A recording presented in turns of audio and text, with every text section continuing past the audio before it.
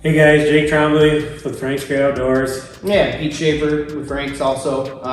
Catching up with you guys, this past weekend was our first Michigan Walleye Tour tournament. We're just going to kind of give you a little bit of recap of how our practice went and our tournament went. This is the first time in history, I believe, that the Saginaw River's been open this time of year. Typically it's been closed for the walleye to spawn. So coming in here, it was kind of interesting just to see what the conditions are and to see how many fish are actually in the river. For this practice, we split up our boats. I'm a owner of a 2200 Skeeter now also, so able to kind of break down the water a little bit more and divide and conquer. So, for this event, I took Thursday and Friday off to kind of poke around and look for fish in different areas. I kind of focused my efforts in the downtown Bay City area, and then just kind of into Saginaw towards the train bridge. There's kind of the area that I focused on. On Thursday when I went out, conditions were relatively good. I think the water clarity, it varied from anywhere from 3 inches to probably 8 to 12 inches, depending on where you're at. The further upriver into Saginaw I was, I seem to have found more cleaner water up that way. I didn't really do a lot of damage on the fish on Thursday. I think I put 4 in the boat. One of them came in that middle grounds area. It was actually kind of cool. I have the Garmin Live Scope, the LVS 34 transducer, and I was just kind of scanning, and then I saw a fish out there about 30 feet, and I just kind of pitched to it. Didn't do anything. I pitched to it again, and on my second pitch, I had caught, the first fish of the year for me, which was pretty exciting. On Thursday, we had the 4 fish. We had two real good ones that we had caught in the Saginaw area. I fished till about 4 o'clock. It was a pretty good day, just to kind of, knock the dust off the rods and kind of start looking around. Going into Friday, I had our friend Ray's future son-in-law with us, and we just strictly focused in that Bay City area, downtown Bay City to the airport. Just kind of poking around and using side imaging, I think, was a big thing, locate the fish. We didn't fish a ton, but where we did fish, we caught fish. I think we had one fish that was around 7 pounds that day. We had another one around 5.5. And then, some other smaller 2-3 pound fish. But overall, I would say it was good practice. Friday, the conditions were even better. It was a little chilly, but the water clarity kind of increased a little bit, and I think it kind of got those fish fired. That's kind of how my practice went. I feel it was pretty good, considering being the first time out. So let Jake talk about his practice. Yep, so I took off Wednesday, Thursday, and I had Fridays off from work, so I got 3 days in. I fished Friday with Ray, and it was muddy. We struggled for most of the morning. We were seeing a lot of fish on live scope. We just could not get them to commit. So we worked our way up towards the middle grounds area and didn't have much going on. We ended up coming back in front of Real Seafood in the Dow building and got quite a few fish, but a lot of males. So the next day planned on focusing more towards the mouth. I had my buddy Mark Vandeboom. He's one of our sponsors from Dresco Machine. He wanted to get out, so got out late afternoon and had a truck issue in the morning. Got that all taken care of, and shout out to Bob Leibinger and his team over there at Sarah Chevrolet. But they got me back on the road. Got out mid-afternoon and put some really good fish in the boat. Honestly, a couple over 6, one pushing 7, and it was pretty close to the launch, so that was kind of nice. And then Friday, kind of everybody was a hero on Friday. The water really cleaned up and the fish started biting. My area that day was to go into Saginaw, and we launched at Vets Bridge in Bay City, and Ray and I were heading up there, and there's a good spot I like kind of by the Boys and Girls Club in Bay City, and I said, Ray, there's nobody here. We gotta make a drift. So I think I had a 6-pounder, 6.5 before Ray even got his lines in the water, and I think I got four really good fish right there in 20 minutes. So we packed up and headed south into Saginaw, and there was just so many boats, even in the wake zone. I couldn't run, and we didn't want to focus our efforts of spending that much time driving all the way into Saginaw.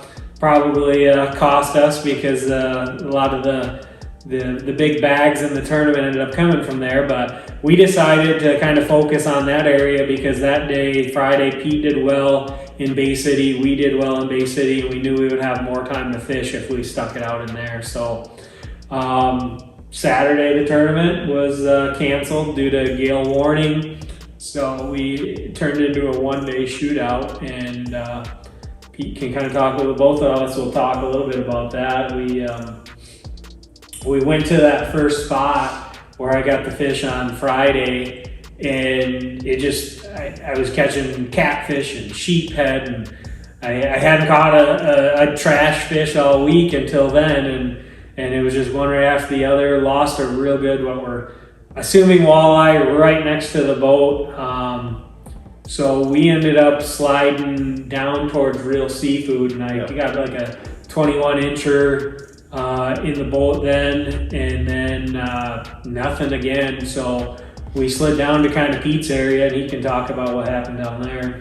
Well, for us in that morning time frame, like Jake said, we caught that one, but I mean, it was just really slow.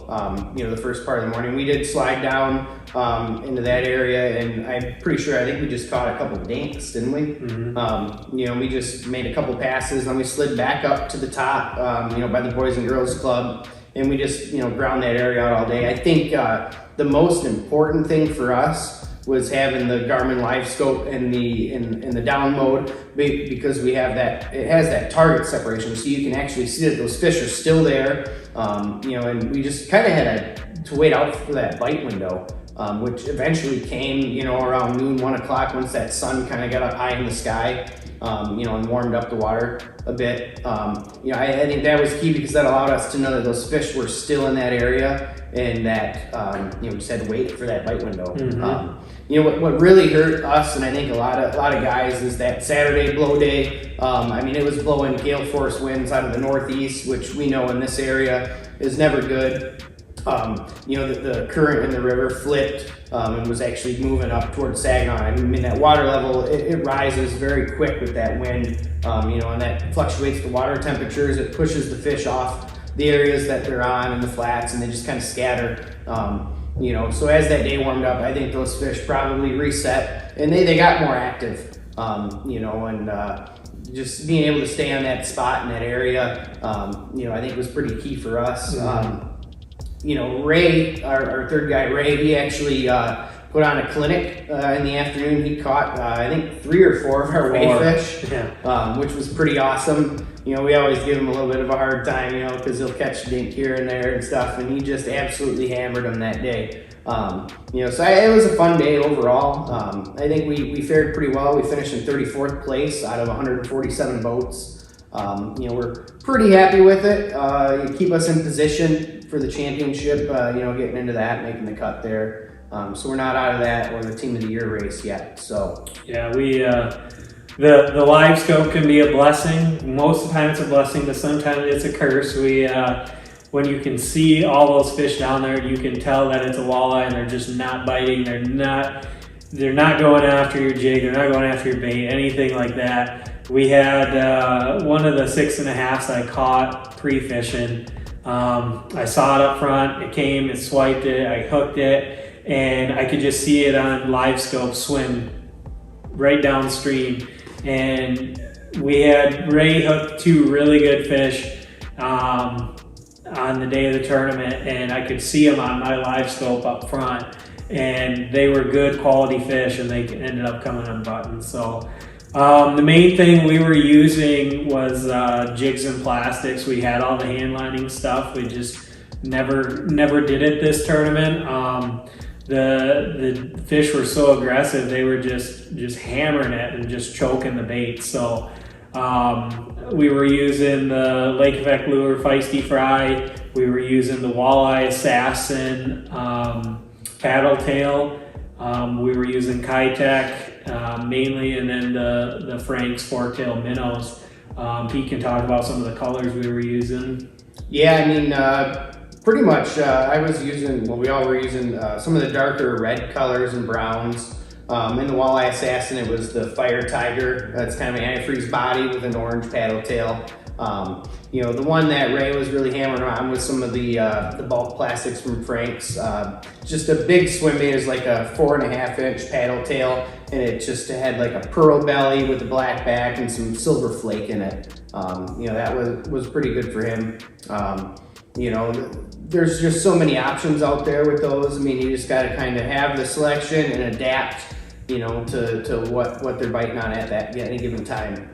So yeah, 34th out of 147. We cast a check, which was good. Next tournament, we head to Detroit River in a couple weeks. So basically the same thing again, hand lining and jigging. So we will adapt to whatever the waters bring to us. And another huge field. We got 150 boats for that one. So it'll be a fun event. So we're going to try and do some more on the water stuff while we're down there pre-fishing and for the tournament itself if we can, if we get time and if the weather's appropriate. So any questions anyone ever has, feel free to reach out to Frank's, feel free to reach out to either one of us on our Facebook pages, and we hope to see you guys. And Thanks. Thanks.